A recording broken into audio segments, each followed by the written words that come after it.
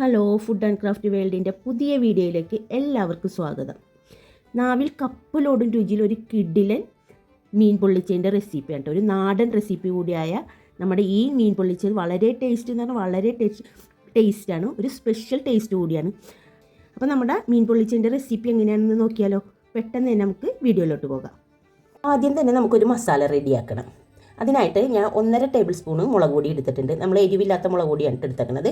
ഒരു 1/2 ടീസ്പൂണ് മഞ്ഞൾപ്പൊടി ഇട്ട് കൊടുക്കുന്നുണ്ട്. ഇതിനകത്തേക്ക് ആവശ്യത്തിനുള്ള ഉപ്പ് ഇട്ട് കൊടുക്കുന്നുണ്ട്.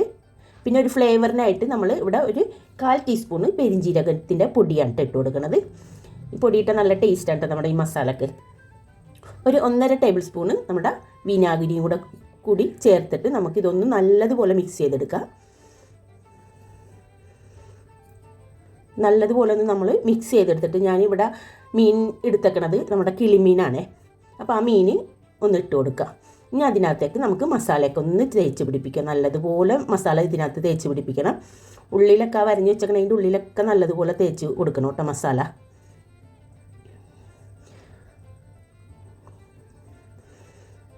അപ്പോൾ എല്ലായിടത്തും നമ്മൾ മസാലയൊക്കെ ഒന്ന് തേച്ച് പിടിപ്പിച്ച് വെക്കണ്ടേ കേട്ടോ. നമ്മളിതൊന്ന് അരമണിക്കൂറോളം ഒന്ന് റെസ്റ്റ് ചെയ്യാൻ വെക്കണം. പുറത്തായാലും വെക്കാം, പക്ഷേ ഞാനിവിടെ ഫ്രിഡ്ജിലാണ് കേട്ടോ മസാല തേച്ചിട്ട് മീൻ വെച്ചത്. ഫ്രിഡ്ജിൽ വെക്കണതാണ് ഏറ്റവും നല്ലത്. മസാലയൊക്കെ തേച്ച് കഴിയുമ്പോൾ നമ്മൾ ഒരു അരമണിക്കൂറോളം ഒന്ന് ഫ്രിഡ്ജിൽ വെക്കാം. ഇപ്പോൾ ഞാൻ ഫ്രിഡ്ജിൽ വെച്ചിട്ട് എടുത്തേക്കണതാണ് കേട്ടോ ഈ മസാല തേച്ച മീൻ. ഇതൊന്ന് ഫ്രൈ ആക്കി എടുക്കുക. ഞാനൊരു പാൻ എടുപ്പത്ത് വെച്ചിട്ട് അതൊന്ന് ചൂടായി കഴിയുമ്പോൾ അതിനകത്ത് വെളിച്ചെണ്ണ ഒഴിച്ച് കൊടുക്കുന്നുണ്ട്. ആ വെളിച്ചെണ്ണയും കൂടെ ചൂടായി കഴിയുമ്പോൾ നമ്മൾ ഇതിനകത്തേക്ക് നമ്മുടെ മീനിട്ട് കൊടുക്കുന്നുണ്ട്.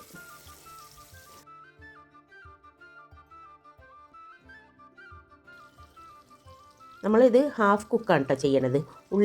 പുറമേ നല്ലതുപോലെ ഒന്ന് മൊരിഞ്ഞ് വരണം. ഇനി ഒന്ന് ഫ്രൈ ആയി വരുമ്പോൾ, ഒരു വശം ഒന്ന് ഫ്രൈ ആയി വരുമ്പോൾ അടുത്ത വശം നമുക്കൊന്ന് തിരിച്ചിട്ട് കൊടുക്കാം.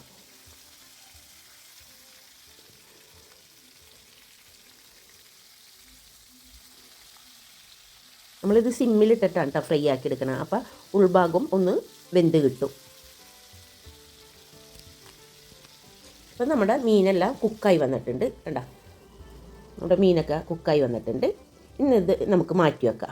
ഇനി വേറൊരു പാന് നമുക്ക് അടുപ്പത്ത് വെച്ചിട്ട് അതൊന്ന് ചൂടാകുമ്പോൾ അതിനകത്തേക്ക് നമ്മൾ 2 ടേബിൾ സ്പൂണ് വെളിച്ചെണ്ണയാണ് ഒഴിച്ച് കൊടുക്കുന്നത്. വെളിച്ചെണ്ണയാണ് ഏറ്റവും ബെസ്റ്റ്. അതൊന്ന് ചൂടാകുമ്പോൾ 1 ടേബിൾ സ്പൂണ് വെളുത്തുള്ളി ചതച്ചതിട്ട് കൊടുക്കുന്നുണ്ട്. 1 ടേബിൾ സ്പൂൺ ഇഞ്ചി ചതച്ചത് ഇട്ട് കൊടുത്ത് കുറച്ച് കറിവേപ്പിലയും കൂടി ഇട്ടിട്ട് ഇതൊന്ന് നല്ലതുപോലെ ഒന്ന് വഴറ്റിയെടുക്കാം. ഇത് വഴറ്റിയെടുക്കണം എന്ന് പറഞ്ഞാൽ ഒരു ഗോൾഡൻ കളറാകണ വരെ നമുക്ക് വഴറ്റിയെടുക്കണം കേട്ടോ. എന്നാൽ ഈ മസാലയ്ക്ക് ടേസ്റ്റ് കൂടുള്ളൂ. ഇതുപോലെ വഴറ്റിയെടുത്തിട്ട് അതിനകത്ത് 2 പച്ചമുളക് ചെറുതായിട്ട് കട്ട് ചെയ്തത് ഇട്ട് കൊടുത്തിട്ടുണ്ട്. ഇനി അതിനകത്തേക്ക് 2 ചെറിയ സവാള ഞാൻ ഇട്ട് കൊടുക്കണത്. അതും ചെറുതായിട്ട് കട്ട് ചെയ്തതാണ് ഇട്ട് കൊടുത്തേക്കണത്. പിന്നെ മസാലക്ക് ആവശ്യത്തിനുള്ള ഉപ്പും കൂടെ ഇട്ടിട്ടാണ് ഇത് വഴറ്റിയെടുത്തെടുക്കണത്. ഒരുപാട് മൂത്ത് വരണ്ട നമ്മുടെ സവാള, എന്നാലും ഒന്ന് നല്ലതുപോലെ വഴന്ന് വരണം.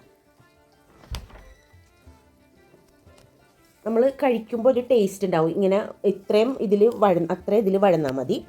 ആ പച്ചച്ചവയൊക്കെ ഒന്ന് മാറി കളറൊക്കെ ഒന്ന് മാറേണ്ട ആവശ്യമില്ല കേട്ടോ നമ്മുടെ സവാളക്ക്. അപ്പോൾ നമ്മുടെ സവാള പകുതി കുക്കായി വന്നിട്ടുണ്ട്. ഇനി അതിനകത്തേക്ക് ഞാനിവിടെ 2 ടീസ്പൂണ് കാശ്മീരി ചില്ലി പൗഡർ ഇട്ട് കൊടുക്കുന്നുണ്ട്. മഞ്ഞൾപ്പൊടി ഒരു 1/4 ടീസ്പൂൺ ഇട്ട് കൊടുക്കുന്നുണ്ട്. ഒരു 1.5 ടീസ്പൂണ് കുരുമുളക് പൊടിയാണ്. ഇത് നല്ല എരിവുള്ള കുരുമുളക് പൊടിയാണ് ഇട്ട് കൊടുത്തേക്കുന്നത്. അതും കൂടി ഇട്ടിട്ട് ഒന്ന് നല്ലതുപോലെ ഒന്ന് വഴറ്റിയെടുക്കുക. ആ മസാലയൊക്കെ നല്ലതുപോലെ പിടിച്ച് വരുന്ന സവാളയിൽ നല്ലതുപോലെ ഒന്ന് മൂത്ത് വരുമ്പോൾ ഞാനിവിടെ ഒരു നെല്ലിക്ക വലിപ്പത്തിലുള്ള എൻ്റെ പകുതി ഭാഗം പുളി എടുത്തിട്ട് അതൊന്ന് കുതിർത്ത് വെച്ചിട്ടുണ്ടായിരുന്നു. അപ്പോൾ നമ്മൾ ആ വെള്ളം ഇതിനകത്തോട്ട് ഒഴിച്ചു കൊടുക്കുന്നുണ്ട്. നമ്മുടെ പുളിവെള്ളം കൂടെ ഒഴിച്ചു കൊടുത്തിട്ടുണ്ട്. നല്ലതുപോലെ നമുക്കിതൊന്ന് മിക്സ് ചെയ്തെടുക്കാം. നല്ലതുപോലെ മിക്സ് ചെയ്ത് ആ പുളിവെള്ളം ഇതിനകത്ത് നല്ലതുപോലെ യോജിച്ച് കഴിഞ്ഞാൽ അതിൽ നിന്ന് നല്ലതുപോലെ ഒന്ന് വറ്റി വരുമ്പോൾ നമുക്ക് നമ്മുടെ മസാല, അടിപൊളി മസാല ഇവിടെ റെഡി ആയിട്ടുണ്ട്. അപ്പോൾ നമ്മുടെ മസാലയൊക്കെ ആ പുളിവെള്ളമൊക്കെ നല്ലതുപോലെ വറ്റി ആ മസാല മാറ്റി വെക്കുക. ഇനി വേറൊരു പാന് അടുപ്പത്ത് വെച്ചിട്ടുണ്ട്. അടുപ്പത്ത് വെച്ചിട്ട് നമ്മൾ ഇട്ടിട്ടില്ല, തീ ഓഫാക്കി വെക്കണേണ്. അപ്പോൾ അതിനകത്തേക്ക് ഒരു വാഴയിലിട്ട് കൊടുക്കുന്നുണ്ട്. അതിന് മുകളിലോട്ട് നമ്മുടെ ഈ മസാല ഒന്ന് പരത്തി കൊടുക്കാം.